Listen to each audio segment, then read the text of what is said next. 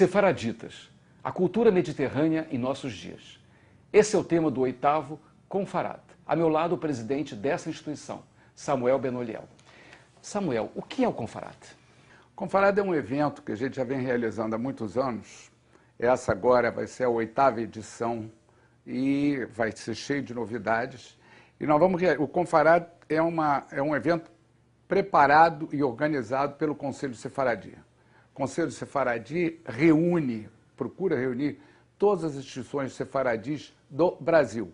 Esse ano nós vamos ter muitas novidades, porque nós temos dois eventos relevantes. Nós temos muita gente que vem de fora e que, portanto, muda um pouco a qualidade dos expositores, a maneira como o assunto vai ser exposto.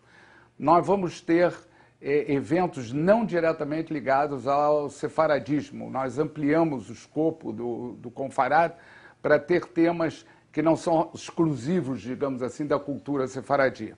E nós vamos ter um evento musical no final de cada dia do Confarad. Quais são as novidades desse ano para o Confarad?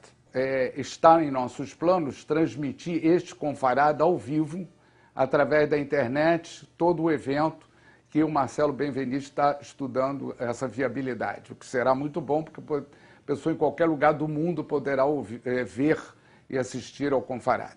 O que vocês esperam desse congresso? O desafio e que nós vamos discutir é como manter essa rica cultura sefaradi nos dias de hoje.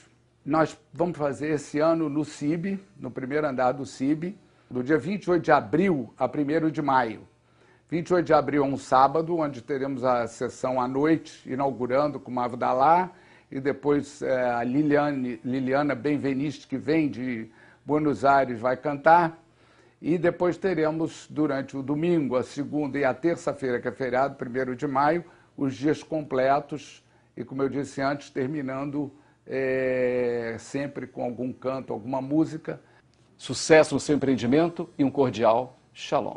Muito obrigado e vejo vocês todos lá no CIB, no dia 28 de abril, na inauguração às 19h30. Muito obrigado.